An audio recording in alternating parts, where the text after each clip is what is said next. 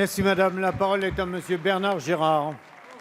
Merci Monsieur le Président, mes chers collègues. Ma question s'adresse à Monsieur le Premier ministre. Monsieur le Premier ministre, en plein état d'urgence, le Président de la République jette l'éponge. Il est en cessation progressive d'activité. Le Premier ministre Manuel Valls est parti et Monsieur Macron a quant à lui abandonné son poste de ministre de l'économie. Curieuse gestion d'une situation critique. Pourtant, à vous entendre, tout va bien. Pour le Président de la République, tout va mieux. Lors de votre discours de politique générale, vous avez même peint un tableau quasi idyllique de la situation de la France.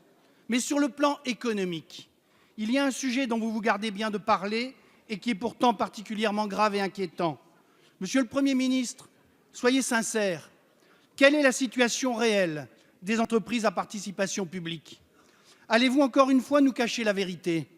Qu'en est-il, Monsieur le Premier ministre, de la situation financière exacte de la SNCF, dont la branche réseau accuse une dette de 44 milliards d'euros?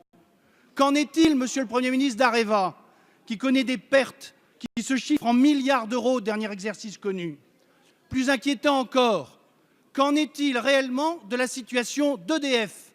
La presse s'est fait écho la semaine dernière d'une situation catastrophique et d'un passif qui pourrait s'établir à hauteur de 74 milliards d'euros.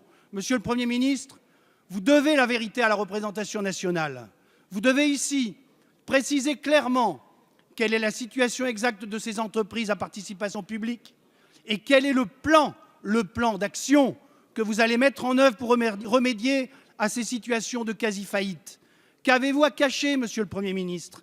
Quel est le montant de l'ardoise que les Françaises et les Français vont devoir régler pour faire face à l'incurie de l'État socialiste? La parole est à monsieur Michel Sapin, ministre de l'économie et des finances.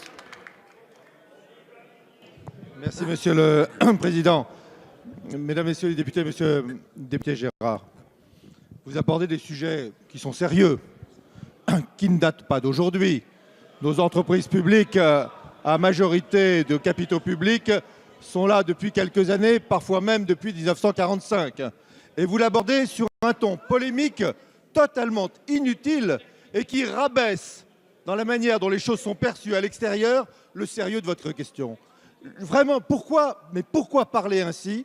Pourquoi polémiquer ainsi sur des entreprises publiques qui, par ailleurs, représentent une chance pour notre pays, une chance pour notre économie, une chance pour notre société? Si EDF, aujourd'hui, a besoin de l'attention du gouvernement, est-ce que cela date? Franchement, est-ce que ça vaut ce genre d'interpellation? Est-ce que vous croyez que si EDF, aujourd'hui, a besoin de l'attention du gouvernement, et y compris le gouvernement s'y est engagé à une recapitalisation, c'est parce qu'au cours de ces derniers mois ou de ces dernières années, il y aurait eu des événements qui auraient pesé sur l'avenir d'EDF? Si Areva, aujourd'hui, a besoin non seulement de l'attention, mais d'un travail extrêmement précis, extrêmement concret, de reconstruction de la filière nucléaire, ce serait à cause de ces dernières semaines. Vous avez laissé la filière nucléaire française dans un état lamentable. Et nous devons aujourd'hui la réparer progressivement. De même que vous avez laissé la SNCF dans un état d'endettement auquel nous devons aujourd'hui faire face. Vos cris ne servent à rien. Vos interpellations et vos interruptions ne changent rien à la réalité des choses. Les entreprises publiques françaises sont une chance. Le gouvernement est à leur côté. Et je veux d'abord et avant tout rendre hommage à ceux qui les dirigent, à ceux qui y travaillent, qui sont une richesse pour la France. Merci, monsieur le ministre.